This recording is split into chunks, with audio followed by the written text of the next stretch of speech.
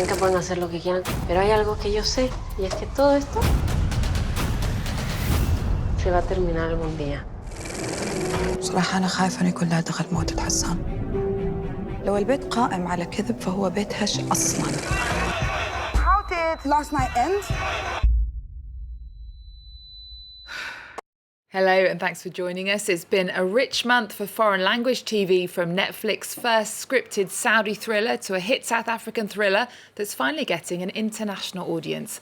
And our TV critic, Dheepthika Laurent, is here to take us through it all. Now, Dipti, hello. Hi. Now, we're going to start with El Presidente, a Chilean mini-series from Oscar-winning screenwriter Armando Bo. Tell us more. Yeah, that's right. It's an 8-part mini-series inspired by, but not solely based on, the 2015 FIFA corruption scandal that brought down Sepp Blatter and Michel Platini. Match draws fixed, bribes, threats, eye-popping luxury. It depicts really football governance in Latin America and the US. Think of it as a sort of satirical take on the money-hungry old boys club world of football governance. And amidst all of this comes in this character, Sergio Hadwe, who was elected as sort of a puppet president of the Chilean Football Association and ends up becoming an FBI informant. Como este chico, Sergio Hadwe, el nuevo presidente de la Confederación Chilena de Fútbol. Sergio, no puedo creer que estemos acá. Yo tampoco. Sergio aprendía a alta velocidad. Hay mucha gente que a mí no me quiere ver arriba, ¿eh? Tu juventud al menos está anciana. ¿Qué vas a saber tú de fútbol? Mucho más que tú. No. Los términos los ponemos nosotros y ya veremos quién paga mejor. Es la vida que merecemos, Sergio. Tú o nada. Definitely has Armando Bo's dark comedic style, doesn't it? Yeah, and indeed, it's really the style that sets this mini-series apart. It could have been sort of a documentary, but it's more than that. It's a drama. There's comments from a narrator that's interspersed with real-life football footage, and you get facts and figures on the screen. So it feels like someone's really telling you this story. It's very dynamic. And, Hadwe, that main character, the Chilean football president, he's fascinating because he comes in and he's this paunchy, balding 31-year-old, sort of a hapless fool, but he's shrewd.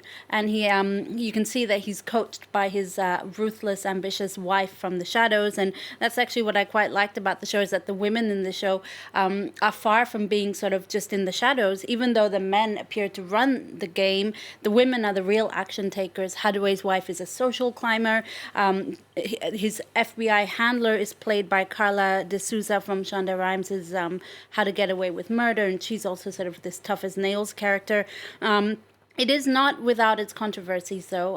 The family of one of the characters portrayed in the series, the now deceased Julio Grondona, a former Argentine football executive and FIFA senior vice president, said they intended to sue Amazon for unauthorized use of his image. And in a statement, the family said the series' satirical style, which presented Grondona as a main instigator of a corruption scheme, masks a disgusting act of cowardice, and by the fact that he's no longer living, doesn't allow him the right to respond.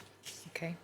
Let's move on to the first scripted series from Saudi Arabia, which is out on Netflix this week. It's a family drama and it's called Whispers. Yeah, it's also an 8-part scripted drama around the mysterious death of a family patriarch, Hassan. After he dies, his family, they receive phone calls and photos mysteriously coming from his phone.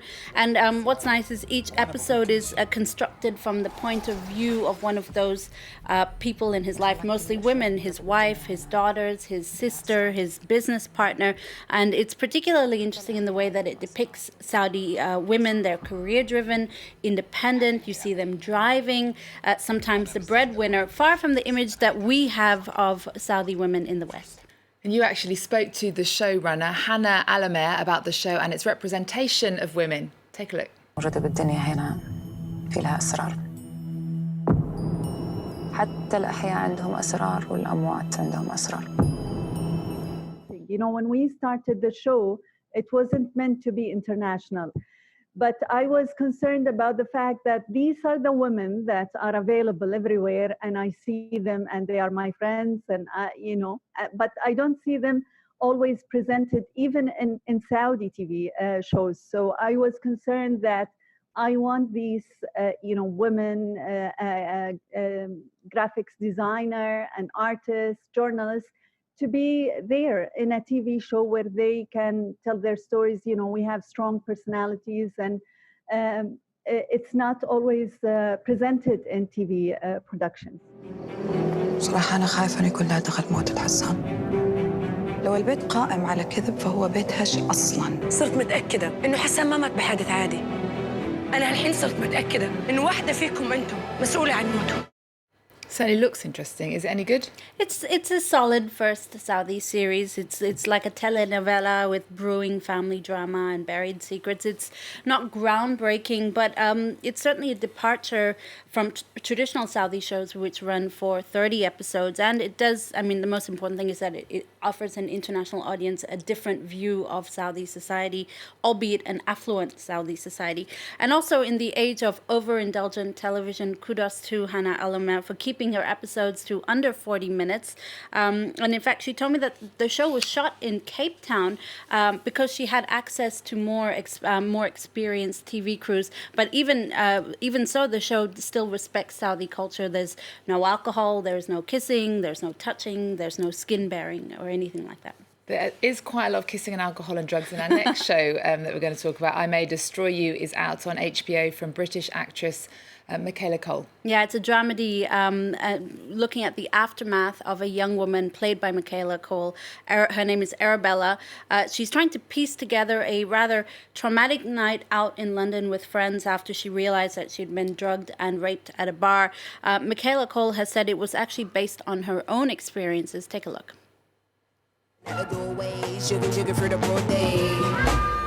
My friend is stressed. Listen to her talk. Make her feel good. If you're gonna talk on my name, Lisa, with your chest. Surround yourself with people who affirm you. Are you gonna miss me? Don't like this sort of conversation. Are we boyfriend and girlfriend? Could you say yes? Wouldn't be a conversation. Is there a reason why you haven't told him about the assault? He's an Italian drug lord.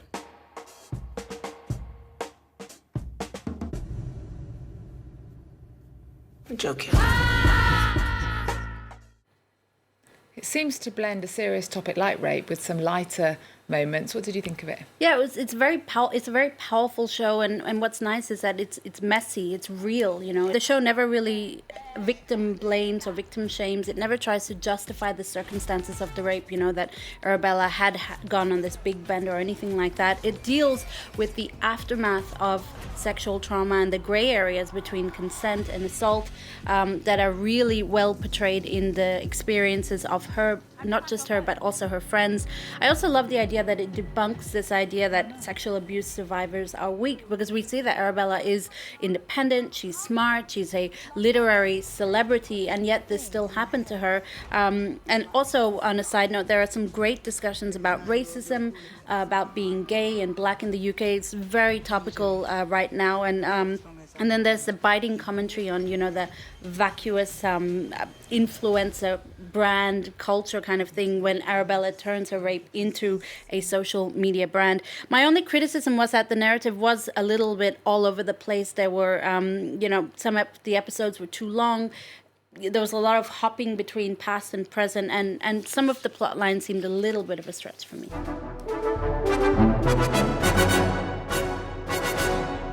Well, you're going to take us through your top 3 shows not to miss this month, Dheepthi.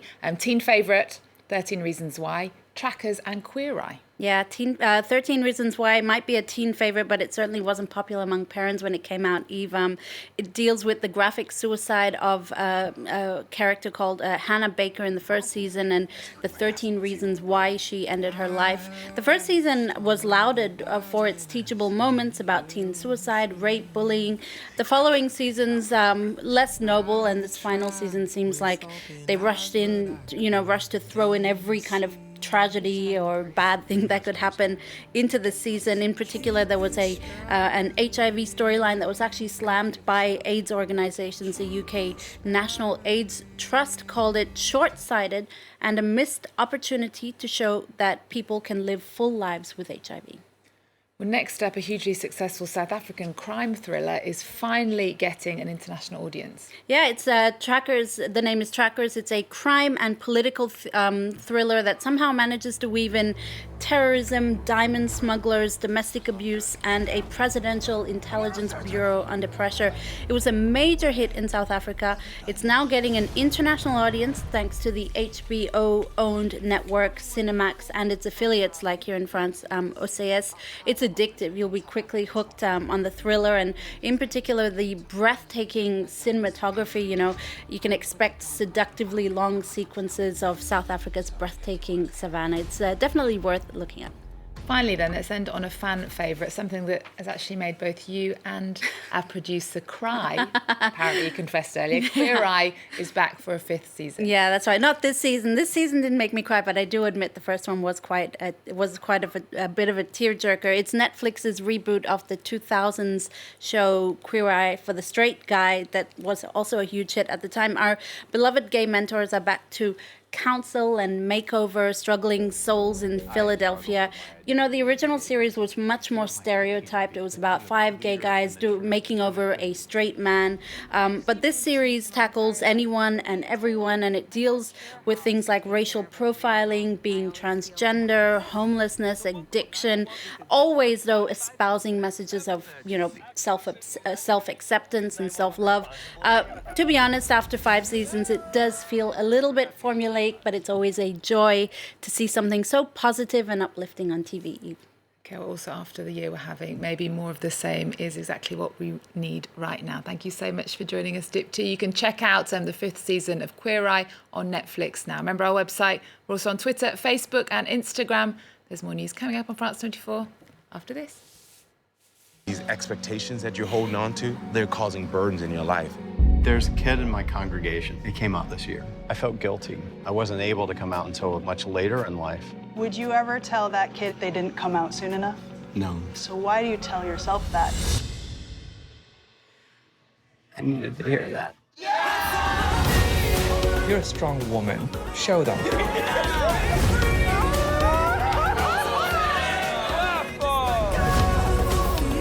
Your best days aren't behind you. They're still in front of you.